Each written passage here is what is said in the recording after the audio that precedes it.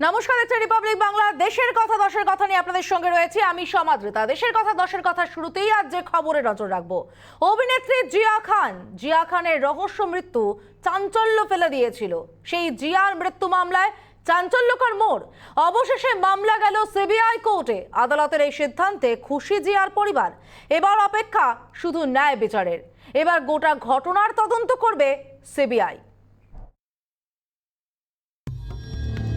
অভিনেত্রী জিয়া খানের মৃত্যু রহস্যের পাতা উল্টে আরও একবার দেখার পালা। 2013 সালে রহস্যজনকভাবে মৃত্যু হয় জিয়া খানের। মৃত্যুর 8 বছর পর ফের গতি নিল চাপা পড়া কাহিনী। প্রাথমিক তদন্তে জিয়া আত্মহত্যা করেছিলেন বলেই মনে করা হচ্ছিল। পরে জিয়ার মা রাবিয়া খান এমন কিছু তথ্য সামনে আনেন যাতে খুনের সম্ভাবনা ক্রমশ স্পষ্ট হয়ে ওঠে। প্রথমে এই তদন্তের ভার ছিল পুলিশের উপর। এবার জিয়ার মৃত্যু মামলা তুলে দেওয়া হলো সিবিআই এর হাতে। জিয়ার সুইসাইড নোটে তাকে আত্মহত্যায় প্ররোচিত করার অভিযোগে গ্রেফতার করা হয়েছিল জিয়ার বয়ফ্রেন্ড সুরজ পাঞ্চলিকে। সেশনস কোর্টে বিচার চলাকালীন জামিনে মুক্তিও দেওয়া হয়েছিল অভিযুক্তকে। এ বিষয়ে শুনানি চলাকালীন শুক্রবার মামলাটি বিশেষ সিবিআই কোর্টে স্থানান্তর করা হয়। অভিনেত্রী জিয়া খানের রহস্য মৃত্যু মামলায় চাঞ্চল্যকর মোড়। মামলা গেল সিবিআই কোর্টে। সেশন কোর্ট থেকে মামলা গেল বিশেষ সিবিআই কোর্টে। অপেক্ষা শুধু ন্যায় বিচারের। জিয়া খানের মা রাবিয়া খান মেয়ের মৃত্যুর ন্যায় বিচারের জন্য যথেষ্ট ইতিবাচক ইঙ্গিত দিলেন তার শেয়ার করা ভিডিওতে।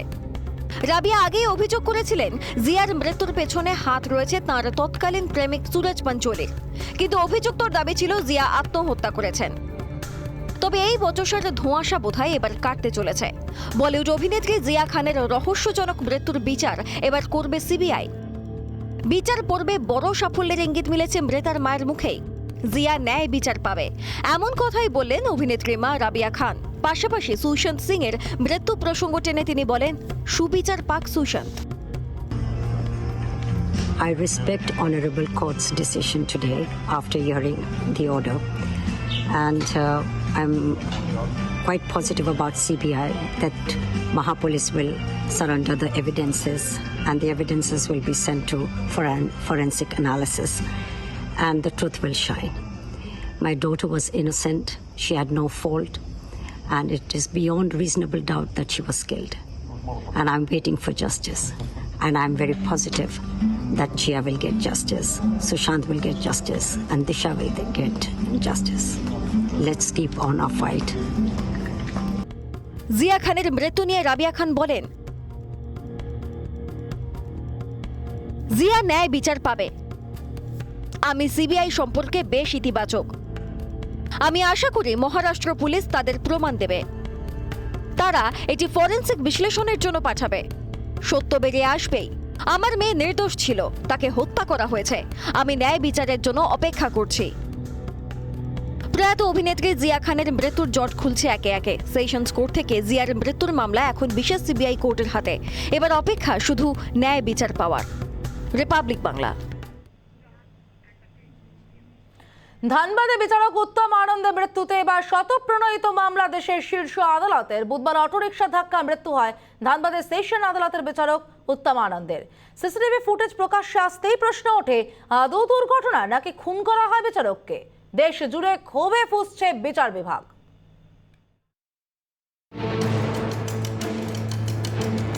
ধানবাদে সেশন আদালতের বিচারক উত্তম আনন্দের মৃত্যুতে দেশ জুড়ে ক্ষোভে ফুঁসছে বিচার বিভাগ। শুক্রবারই দেশের শীর্ষ আদালত সুমোটো মামলা করে। এক সপ্তাহের মধ্যেই ঘটনায় স্পেশাল ইনভেস্টিগেশন টিম এবং ঝাড়খণ্ডের ডিজিপিকে রিপোর্ট জমা দেওয়ার নির্দেশও দেওয়া হয়েছে। বুধবার সকালে প্রাতঃভ্রমণে বেরিয়েছিলেন উত্তম আনন্দ। হঠাৎই অটোরিকশার ধাক্কা। অন্য এক অটোরিকশা চালক তাকে হাসপাতালে নিয়ে যায়, তবে বাঁচানো যায়নি। মৃত্যু হয় বিচারকের। কিন্তু বিতর্ক তৈরি হয় বৃহস্পতিবার। ঘটনার সিসিটিভি ফুটেজ সামনে আসতেই সিসিটিভি ফুটেজে দেখা যায় ফাঁকা রাস্তা ছেড়ে একেবারে বিচারকের ঘাড়ের ওপর উঠে পড়ে অটোটি। এই ফুটেজ দেখার পর থেকেই দেশ জুড়ে বিচার বিভাগ ক্ষুব্ধ। বৃহস্পতিবারই ঝাড়খণ্ড হাইকোর্ট ঘটনা তদন্তের সিট গঠন করে। তদন্ত সঠিক পথে যাচ্ছে না বোঝা গেলে তদন্তভার সিবিআইয়ের হাতে তুলে দেওয়ার কথাও বলেন ঝাড়খণ্ড হাইকোর্টের প্রধান বিচারপতি। বৃহস্পতিবার এই ঘটনায় দুজনকে আটক করা হয়েছে। প্রাথমিকভাবে দুর্ঘটনা মনে করা হলেও সিসিটিভি ফুটেজ খতিয়ে দেখার পর উত্তম আনন্দের পরিবার সিবিআই তদন্তের দাবি করে। তাদের অভিযোগ রাস্তা ফাঁকা ছিল, গাড়িটিও সোজা যেতে যেতে হঠাৎ বিচারকের দিকে ঘুরে যায়। উত্তম আনন্দকে ধাক্কা মেরে যেভাবে আবার রাস্তা বদলে অটোরিকশাটি পালিয়ে যায়, তাতে দুর্ঘটনার তত্ত্বে বিশ্বাস করতে নারাজ পরিবার। দুর্ঘটনার তত্ত্ব বিশ্বাস করছে না তামাম বিচার বিভাগও। তাই এবার দেশের শীর্ষ আদালতে সুও মোটো মামলা। রিপাবলিক বাংলা। এবার নজর দিল্লিতে 19-এর মতো মোদী বিরোধিতায় 24-এর নির্বাচনেও কি তিনিই প্রধান মুখ? উত্তর দেবে সময়। তবে 5 দিনের সফরে ঐক্য তৈরির মঞ্চ বাঁধার কাজ শুরু করে দিলেন তিনি। টার্গেট 24-এর লক্ষ্যে দিল্লিতে বিরোধিতা বজায় রাখবেন বলেও জানান মমতা বন্দ্যোপাধ্যায়। শুক্রবারই কলকাতা ফিরলেন তিনি। 5 দিনের দিল্লি সফর সেরে শুক্রবার কলকাতায় ফিরলেন মমতা বন্দ্যোপাধ্যায়। দিল্লি সফরকালে রাজনৈতিক তৎপরতায় সাফ বুঝিয়েছেন এবার টার্গেট 24। যে উদ্দেশ্যে তিনি দিল্লি সফর করেছেন তা সফল বলে জানান মুখ্যমন্ত্রী। সঙ্গে তিনি এও জানিয়েছেন এবার থেকে 2 মাস অন্তর দিল্লি যেতে পারেন। দেশের গণতন্ত্র বাঁচাতে বিরোধীদের একজোট হতে হবে। এই মুহূর্তে দেশ বাঁচানোই এখন একমাত্র লক্ষ্য। हमने सोचा कि 2 महीना का अंदर एक बार आएंगे एंड लोकतंत्र को बचाने के लिए सबको मिलके एक साथ पे काम करेगा। देश सबसे बड़ा जगह है काम करने का। अगर लोकतंत्र खतरा में है तो देश खतरा में हो जाता है। মমতা তার দিল্লি সফরকে সফল বললেও বিজেপির দাবি মমতার দিল্লি সফর নিষ্ফলা। এই বিরোধী দলের সঙ্গে ইটিং মিটিং সিটিং ফিটিং যাই করুন না কেন, নরেন্দ্র মোদী শুধু ভারতবর্ষের নেতা নয়, বিশ্বের সর্বশক্তিমান নেতা। সে তো 19 সালে করেছিলেন, সবার সঙ্গে মিটিং র্যালিও করেছিলেন, ব্রিগেডে আপনারা দেখেছেন রেজাল্ট কী হয়েছে। এবারও বুঝতে পেরেছেন যে বাকি বিরোধীরা তো প্রায় সব পরিষ্কার হয়ে গেছে। ওনার পার্টির মধ্যে যেমন খুনোখুনি শুরু হয়েছে রোজ, আগামী 24 ইলেকশন লড়তে পারবেন কিনা সন্দেহ আছে। বিরোধী ঐক্যে শান দিতে দিল্লি সফরে কেজরিওয়াল, সোনিয়া, আনন্দ শর্মাদের সঙ্গে সাক্ষাৎ করলেও দেখা হয়নি শরদ পাওয়ারের সঙ্গে।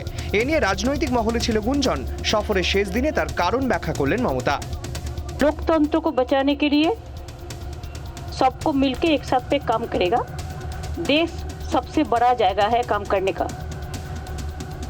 अगर लोकतंत्र खतरा में है तो देश खतरा में हो जाता है। तो लोकतंत्र बचाओ, देश को बचाओ, दिस इज आवर स्लोगान। টিকা বঞ্চনা, জ্বালানি দাম বৃদ্ধি নিয়ে কেন্দ্রের বিরুদ্ধে বর্তমানে সবথেকে বেশি সরব মমতা। কলকাতায় ফেরার আগে মমতার সাফ বার্তা, দেশের উন্নয়ন চাই, মানুষের উন্নয়ন চাই। Let us do the work for farmers, laborers, unemployed youth and other also. Farmers के लिए भी हमारा पूरा सपोर्ट है, रहेगा भी। हम पहले बात भी किया है।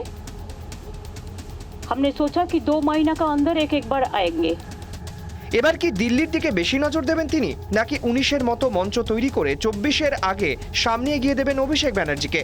কারণ অভিষেক ব্যানার্জিকে ইতিমধ্যেই দলের সর্বভারতীয় সাধারণ সম্পাদক করা হয়েছে। মমতার সফর নিয়ে রাজনৈতিক মহলে এমনই গুঞ্জন। রিপাবলিক বাংলা। মেঘ ঘনিয়েছিল ভালোই, কিন্তু আশানুরূপ বৃষ্টি হলো না। ত্রিপুরার আইপ্যাক কর্মীদের নিয়ে তরজায় রাজনৈতিক ফায়দা ঘরে তুলতে পারল না তৃণমূল, মত রাজনৈতিক মহলের। এর মধ্যেই অভিষেকের ত্রিপুরা সফরের আগে মুকুল ঘনিষ্ঠ সুদীপ রায় বর্মনের পোস্ট জল্পনায় আরও জল পড়ল বলেই মত রাজনৈতিক বিশেষজ্ঞদের।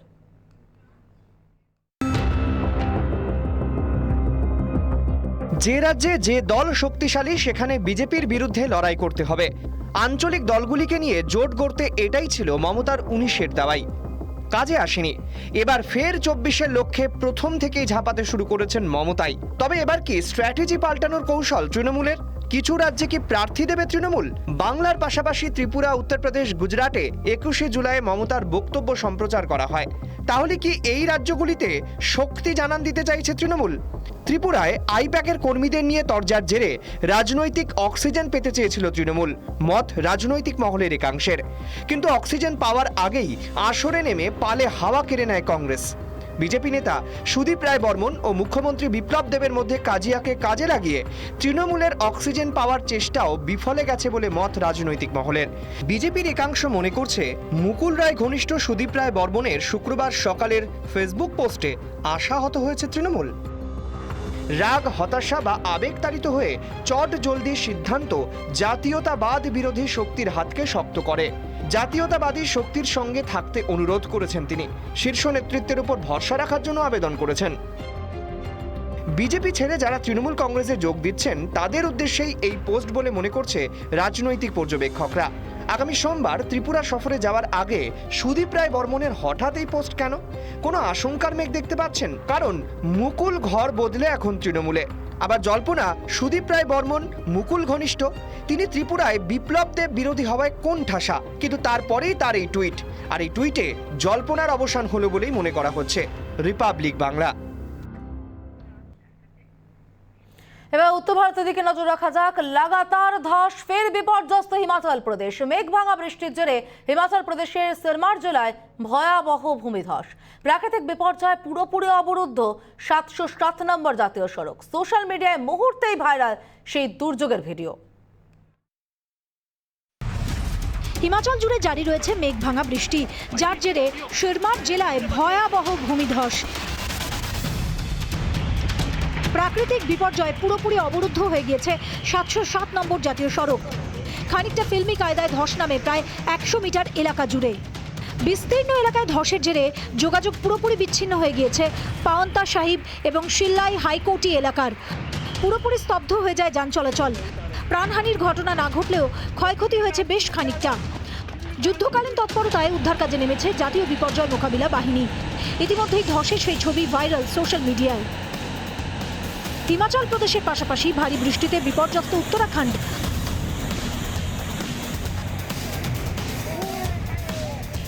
উত্তরকাশী, নৈনিতাল, দেহরাদুন সহ একাধিক এলাকা প্রভাবিত। 3 দিনের লাগাতার বৃষ্টিতে উধমপুরের ওসু এলাকার বিস্তীর্ণ এলাকাও ধসের কবলে। বিপর্যয়ের জেরে যান চলাচল পুরোপুরি ব্যাহত। রিপাবলিক বাংলা। একটানা বৃষ্টিতে জলমগ্ন রাজধানী দিল্লি। দিনভর বৃষ্টিতে বিপর্যস্ত রাজধানীর একাধিক এলাকা। ব্যাহত যান চলাচল, বেড়েছে যমুনা নদীর জলস্তর। রাজধানী দিল্লিতে ভারী বৃষ্টির জের, বিপর্যস্ত জনজীবন। জলমগ্ন দিল্লির রফি মার্গ, ডিফেন্স কলোনি, উড়ালপুল, লোহা bridge, Khyber Pass, Delhi Gate, Ring Road, Yamuna Bazar সহ বিভিন্ন এলাকা। জল জমে থাকার জন্য দিল্লির বিস্তীর্ণ এলাকায় তৈরি হয় যানজট। আবহাওয়া দপ্তর সূত্রে খবর, বৃহস্পতিবার দুপুর 2:30 থেকে বিকেল 5:30 পর্যন্ত বৃষ্টি হয়েছে 72 মিলিমিটার। ভারী বৃষ্টির জেরে ফুঁসছে যমুনা, বেড়েছে যমুনা নদীর জলস্তর। হরিয়ানার হাথনি কুণ্ড জলাধার থেকে জল ছাড়ার ফলে বিপদ সীমার ওপর দিয়ে বইছে নদী। প্লাবনের আশঙ্কায় নিচু এলাকাতে থাকা মানুষদের নিরাপদ স্থানে সরে যাওয়ার নির্দেশ দিয়েছে প্রশাসন। জল জমে গোটা শহর কার্যত স্তব্ধ হয়ে পড়ায় সবচেয়ে বেশি সমস্যায় পড়েছেন অফিস যাত্রীরা। নিচু এলাকায় জল জমতে থাকায় ব্যাহত যান চলাচল। আগামী 24 ঘন্টায় ভারী বৃষ্টিপাতের পূর্বাভাস দিয়েছে আবহাওয়া দপ্তর। রিপাবলিক বাংলা। সমাধানের পথে অসম মেজ সীমানা সমস্যা। কেন্দ্রীয় স্বরাষ্ট্র মন্ত্রক সূত্রে খবর, 2 রাজ্যের দীর্ঘ 50 বছরের সমস্যা সমাধানের রাস্তা খুঁজে বের করা হয়েছে। বন্ধুত্বের পথেই মিলবে সমাধান সূত্র, আশা স্বরাষ্ট্র মন্ত্রকের। সমস্যা দীর্ঘদিনের সমস্যা ঘরের মধ্যেই। এমনকি এখন যা পরিস্থিতি, সমস্যা একই দলের 2 রাজ্য সরকারের মধ্যে। কেন্দ্রেও সেই বিজেপি। অসম মেজ সীমানা সমস্যা মেটাতে লাগাতার চেষ্টা চালিয়ে যাচ্ছে কেন্দ্র। জুলাই মাসে উত্তর পূর্ব রাজ্যগুলির সঙ্গে বৈঠক করেন কেন্দ্রীয় স্বরাষ্ট্রমন্ত্রী অমিত শাহ। কিন্তু অমিত শাহ ফেরার 2 দিনের মধ্যেই আবার অশান্তি। কার্যত 2 রাজ্যের মধ্যবর্তী সীমানা রণক্ষেত্রের চেহারা নেয়। অশান্তির বীজ লুকিয়ে অতীতে 1972 সালে অসম রাজ্য ভেঙে পৃথক কেন্দ্রশাসিত অঞ্চল মিজোরাম সৃষ্টি করা হয়। 1987-তে পূর্ণ অঙ্গরাজ্যের মর্যাদা পায় মিজোরাম। মোট প্রায় 165 কিলোমিটার লম্বা সীমান্ত। 2 রাজ্যের মধ্যে বিরোধ প্রায় 50 বছরের। অভিযোগ, অসমের 10 কিলোমিটার দখল করেছে মিজোরাম।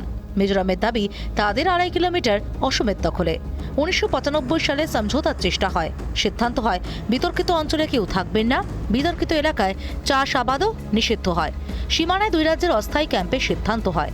কিন্তু বিগত 20 থেকে 25 বছরে 2 পক্ষই বসবাস শুরু করে এবং এর জেরেই বারবার সমস্যা।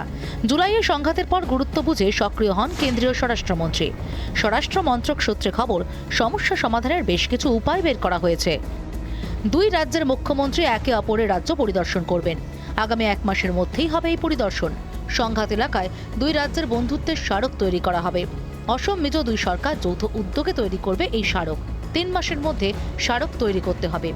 কয়েকদিনের মধ্যেই দুই মুখ্যমন্ত্রীর সঙ্গে বৈঠক করবেন অমিত শাহ।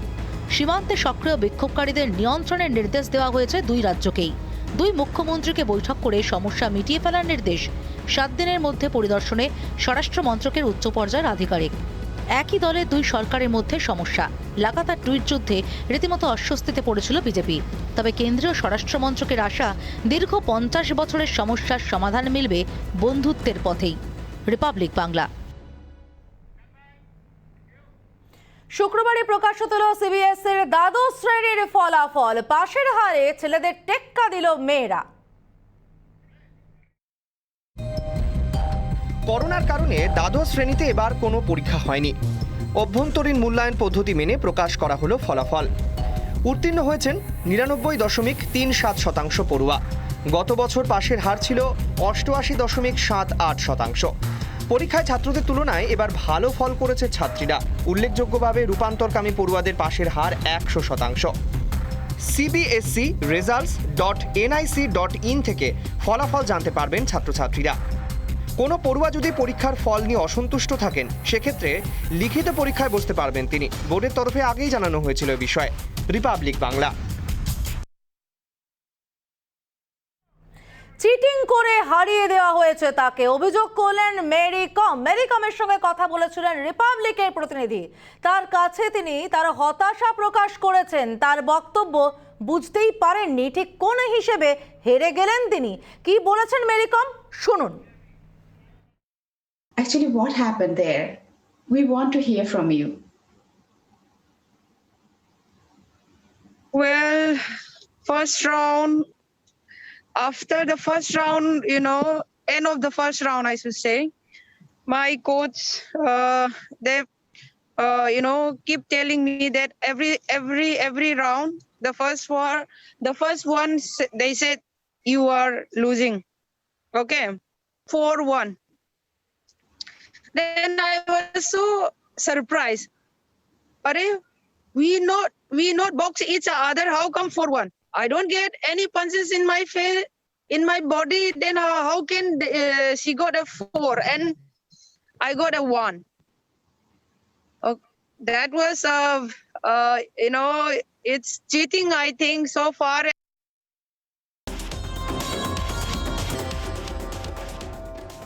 টোকিওতে পদক নিশ্চিত করলেন বক্সার লাভলিনা বরগোহাই। মহিলাদের ওয়েলটারওয়েট বিভাগের শেষ 4-এ অসমের লাভলিনা সোনা চাই পদক নিশ্চিত করে জানালেন ভারতীয় বক্সার।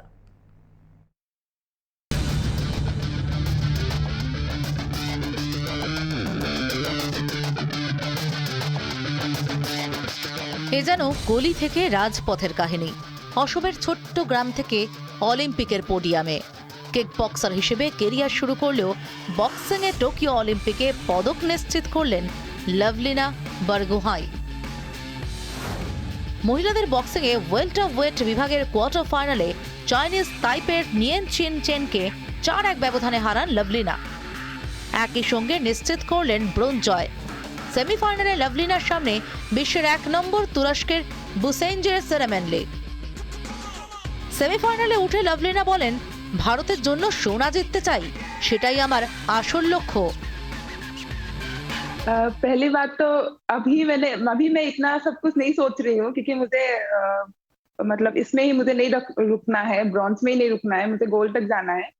8 साल से मैं मतलब जो कुछ भी हो रहा है, जितना मैंने मेहनत किया है, क्या लोग कहते थे, सबके बारे में मैंने एक बार सोचा था और मुझे प्रूफ करके दिखाना है सबको, ऐसा सोचा था मैं।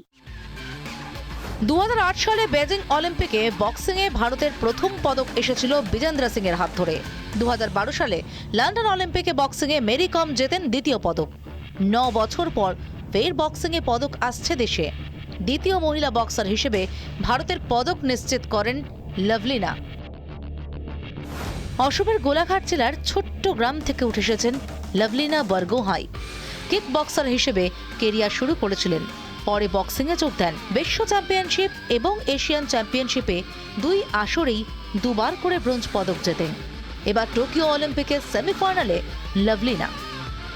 লাভলিনা বরগোহাইয়ের পদক জয় নিশ্চিত হতেই উৎসবে মাতলেন তাঁর প্রতিবেশীরা। অসমের গোলাঘাট জেলার সারুপাথর গ্রামে লাভলিনার ছবি নিয়ে উৎসব করতে দেখা গেল যুবকদের। রিপাবলিক বাংলা।